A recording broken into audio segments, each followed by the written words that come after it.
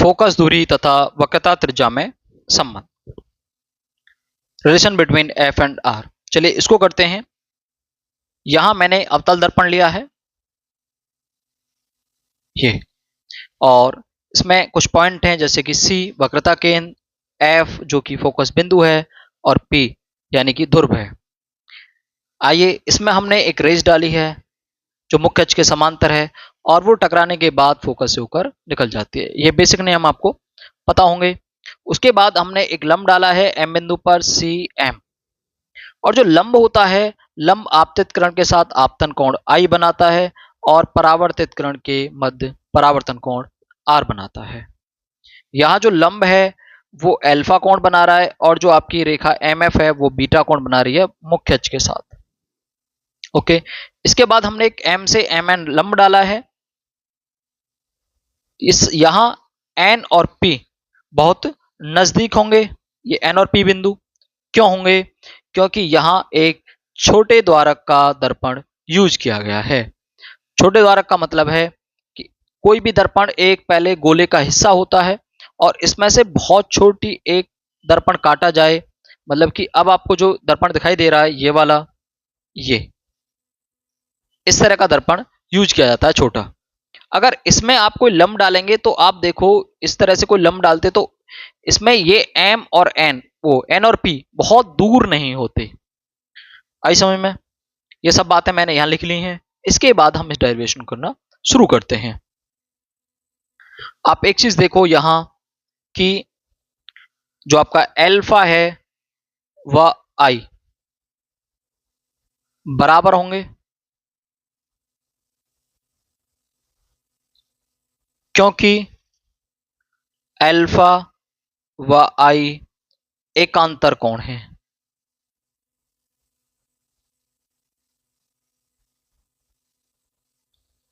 देखो ये रेखा आई, ये तो जेड बन गया। जेड में बने कोण एकांतर कोण होते हैं, तो ये एल्फा और ये आई बराबर होंगे।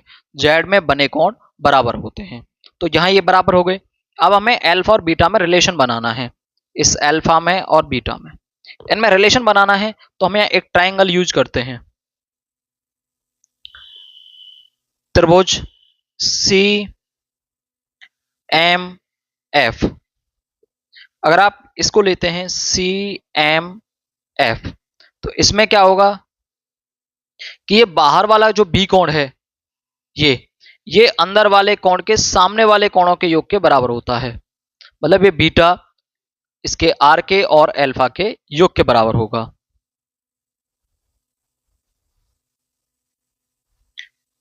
Beta is equal to alpha plus R. Okay, एक चीज और देखो, हमें पता है एल्फा आई के बराबर है, हमने ये लिख लिया। एल्फा आई के बराबर और आई आर के बराबर है। क्यों होगा? क्योंकि ये परावर्तन की स्थिति है, और परावर्तन की स्थिति में, ये वाली स्थिति में परावर्तन की में आपतन कोण और परावर्तन कोण बराबर होते हैं। तो आई बराबर आर के और एल्फा के, मतलब आपस में तीनों बराबर हैं। मैं क्या करता हूं, आर की जगह एल्फा लिख लेता हूं। मतलब beta is equal to alpha plus alpha, मतलब 2 एल्फा, मतलब beta is equal to 2 alpha. First equation. अब क्या करते हैं, हम ट्राइंगल लेते हैं, हम एल्फा और बीटा के वैल्यू निकाल लेते हैं। उसके लिए हम करते हैं एक ट्राइंगल यूज करते हैं, C M N, C M N, और इसमें हमें क्या चाहिए, आधार चाहिए, ये वाला सी एन। सी एन का मतलब सी पी, क्योंकि एन और पी बहुत नजदीक हैं, तो हमें सी पी, ये आधार है और ये लंब है, क्योंकि कर्ण तो अपने पास है ही नहीं, तो ये लंब है और आधार है, और लंब और आधार आते हैं 10 में, मतलब यहां लेंगे 10 एल्फा। 10 एल्फा, 10 एल्फा होता है लंब बटे आधार। तो लंब क्या है आपका एम एन, और आधार क्या है सीपी। सीपी मतलब हमने लिखा हुआ है पहले, सीपी आर है और एफ पी एफ है। यहां से ये वाली डिस्टेंस स्मॉल एफ होती है और ये आर होती है। तो एम एन अपॉन आपका आधार सीपी, मतलब मैं सीधा आर लिख देता हूं। इसके बाद निकालते हैं tan बीटा। अब tan बीटा निकालने के लिए आपको इस वाले एंगल को यूज करना पड़ेगा, ट्राइंगल को। इसमें इसको लोगे टेन बीटा तो लंब ये रहा, आधार ये रहा, और आधार क्या है एफ एन, एफ पी मतलब स्मॉल एफ के बराबर, ये वाला tan beta is equal to M N upon small F. अब हम क्या करते हैं कि फर्स्ट इक्वेशन में टेन अल्फा और टेन बीटा की वैल्यू रख देते हैं। समीकरण फर्स्ट में अल्फा व बीटा का मान रखने पर,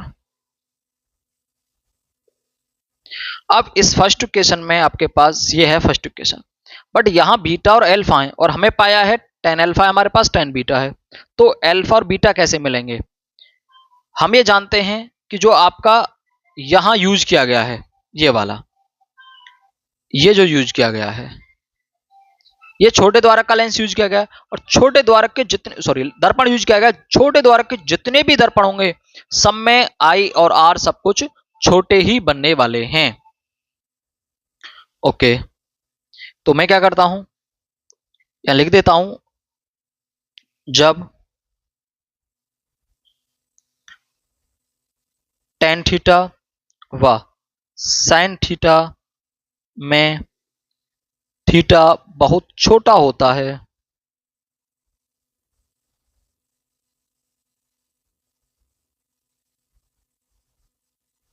तो साइन थीटा को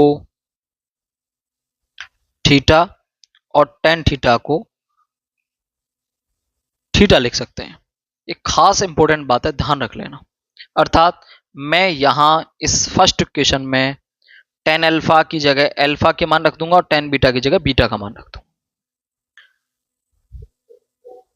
तो बीटा, बीटा मतलब आपका M N upon F, first equation में रख रहे हैं,